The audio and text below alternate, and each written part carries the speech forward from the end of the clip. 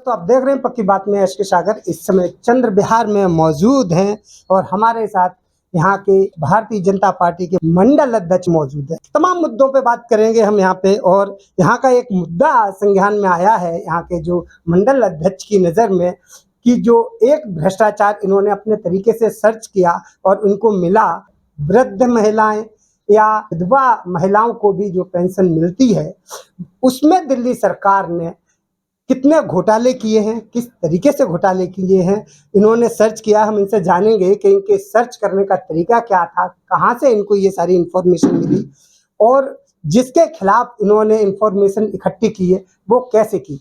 क्या अपनी ये रिपोर्ट दिल्ली सरकार को भेजेंगे या संबंधित मंत्री या संबंधित विभाग को ये जानकारी देंगे, इस विषय पर इनसे चर्चा करेंगे।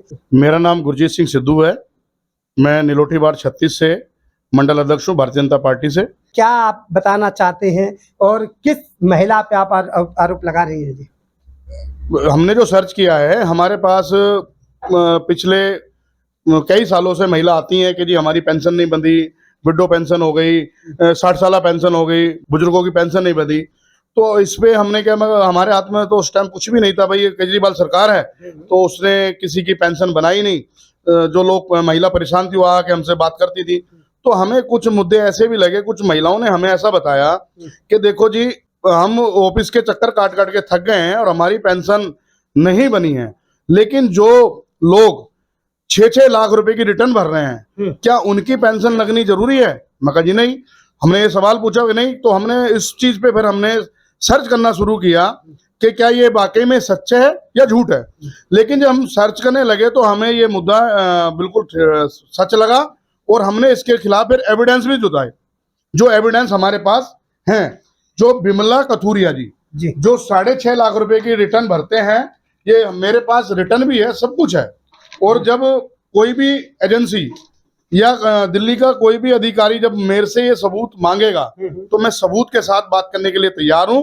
और मेरी मौजूदा सरकार से, भारतीय जनता पार्टी के हमारे माननीय मुख्यमंत्री रेखा गुप्ता जी से और हमारे जो 6 मंत्री बनाए गए हैं उनसे सभी से ये अपील है कि इस मुद्दे को भी संज्ञान में लेके और उसकी जांच कराई जाए और उसके पे भी सीएजी रिपोर्ट तैयार कराई जाए। जिनका आपने नाम लिया कि वो रिटर्न भरती हैं और कोई कंपनी भी चलाती है जिसका 6-6.5 लाख रुपए टर्नओवर है पर ईयर का जी, 15 लाख का टर्नओवर है और 6 लाख रुपए की रिटर्न वो भर रही है, रिटर्न भर रही है। हाँ, जीएसटी एक्टिव है, मेरे पास सब कुछ है, पूरे एविडेंस के साथ मैं बात कर रहा हूँ। कोई मैं ऐसे ही हवा में कोई बात नहीं कर रहा, क्योंकि सारे सबूत मेरे पास है उनके खिलाफ। पिछले 2018 से वो मतलब जो उन्होंने रिटर्न भरी है, कुछ भरी है, पिछले महीने भी उनकी पेंशन 2,500 रुपए आई है। आपने कोई पत्राचार या किसी मंत्री से इस संबंध में कोई जानकारी? नहीं, मैंने अभी किसी से कोई जानकारी नहीं की। अभी मैंने पहले सबूत और एविडेंस इकट्ठे किए हैं क्योंकि ये जरूरी था। क्योंकि बिना एविडेंस के अगर मैं बात करता तो कल को कोई भी बोलता भाई ये झूठ बोल रहा है, क्योंकि ये पहले ही झूठ की सरकार तो केजरीवाल की चल रही है, उन्होंने दिल्ली को गुमराह किया है। तो हमने वो वाला काम नहीं करना ना।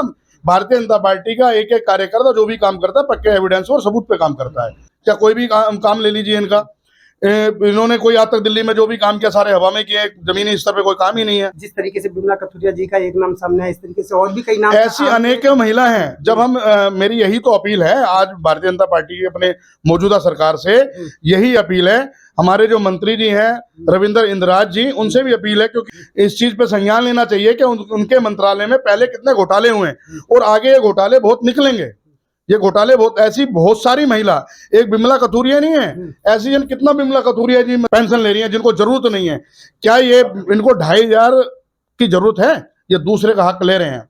और इनके मंत्रियों ने ये काम किया मिलके, और जो इनके ऑफिसर हैं उन्होंने पैसे ले लेकर, रिश्वत ले लेके ये पेंशनें लगाई हुई हैं। तो जो हक, मेरी तो यही अपील है, जो हक जिसको मिलना चाहिए उसको दिया जाए और इन पे कड़ी से कड़ी कार्रवाई की जाए। और जितना इन्होंने लिया है सरकार का पैसा, इन्हें ब्याज समेत सरकार को वापसी करना चाहिए। हाँ जी, मेरा नाम है सविता बजाज। मैं पहले मुनीरका में रहती थी, वहां से मैं शिफ्ट होके यहाँ सागरपुर अग्रवाल चौक आई थी पहले। वहां पर मैंने बहुत धक्के खाई है आम आदमी पार्टी के पास जाकर कि मेरी पेंशन बना दीजिए, लेकिन नहीं बनी। कभी कहते हैं कि इसका आधार कार्ड का एड्रेस चेंज कराओ। मैं कहा एड्रेस चेंज के रूप में मैं आपको एग्रीमेंट दे रही हूँ, एग्रीमेंट मेरा एड्रेस प्रूफ है और आईडी प्रूफ के नाम पे मैं आपको पहचान पत्र और आधार कार्ड दे रही हूँ। मैं जितनी बार मकान चेंज करूंगी, मैं बार बार तो ये सब चीज तुरंत नहीं बन सकता, ये वोटर जब वोट बनेंगे तभी ये बनेगा, तो मेरे को थोड़ी प्रॉब्लम है, अभी आप बना दीजिए, लेकिन इन्होंने नहीं बनाई। क्या पति जब एक्सपायर हुए तब आपने पेंशन ली दिल्ली सरकार की? एक सन 2000 से 2015 तक मिली, 2015 से अब 2025 हो गए हैं, मेरी कोई पेंशन मतलब 7 साल 17-18 से मतलब मेरे को नहीं मिली है, 17-18 से पेंशन साल से नहीं मिली है। तो आपने गए वहाँ पे जो संबंधित विभाग है, या आपने गए वहाँ पे, आपको क्या कहा गया वहाँ मंत्रियों की तरफ से या वहाँ पे अफसरों नहीं, की तरफ पहले इन्होंने कहा कि उनका आईडी प्रूफ लाइए। मैं कहा 25 साल उनको एक्सपायर हो गए हैं, मेरे पास उनका आईडी प्रूफ, उनका आधार, उनका डेथ सर्टिफिकेट है, या फिर मेरे पास राशन कार्ड है, इसके अलावा मेरे पास पहचान पत्र। बार बार मकान चेंज करने से कई आईडी प्रूफ गुम हो जाते हैं, तो उनका पहचान पत्र मेरे पास अब नहीं है, जो मैं आपको जमा, मेरे पास राशन कार्ड है और उनका डेथ सर्टिफिकेट है। डेथ सर्टिफिकेट पे उन्होंने कहा कि कंप्यूटराइज होना चाहिए। अब 2000 में उस टाइम दूसरे चलते थे हाथ से बने हुए, मैंने कहा ये है, कहते अब कंप्यूटराइज लाओ, वो बनाने के लिए आप जाओ, मैं उसके लिए धक्के खाए, तो उन्होंने कह दिया अब इसके लिए उनका आईडी प्रूफ लाओ। अब 25 साल जिनकी डेथ को हो गया, मैं उनका आईडी प्रूफ, उनका पहचान पत्र कहाँ से ढूंढ के लाऊं? साथियों, आपने देखा कि एक तरफ बिमला कथुरिया जैसी महिला है जो कि सक्षम है, उनकी कंपनी चल रही है और 15 लाख रुपए सालाना टर्नओवर है उनका, जीएसटी भर रही हैं, और भी कई तरीके के जो सरकारी कागजात आपने देखे उनके पास हैं। और दूसरी तरफ इन जैसी महिला है जिनको सख्त जरूरत है विधवा पेंशन की। तत्कालीन रही आम आदमी पार्टी की सरकार, वो नहीं दे सकी, और 2015 या 17-18 से, जैसे कि उन्होंने बताया, कि उनको वो पेंशन नहीं मिल पा रही है, जिनको जरूरत है उनको मिल नहीं रही है। इसका मतलब है दिल्ली सरकार ने इस तरीके के कितने घोटाले किए होंगे। जब ये सरकार जो अभी सरकार बीजेपी की है, जैसे सर्च करेगी, जिस तरीके से अपने पदभार ग्रहण करेंगे, मंत्री अपनी खोजबीन करेंगे, तब आपको और नए खुलासे सामने आते रहेंगे। इन्हीं खुलासे के चलते तो आम आदमी पार्टी की सरकार जो है सत्ता से बेदखल हुई और जेल की तरफ रुख कर रही है, और आम आदमी को इससे कितना बड़ा नुकसान हो रहा है, कितनी मुसीबतें उठानी पड़ रही है।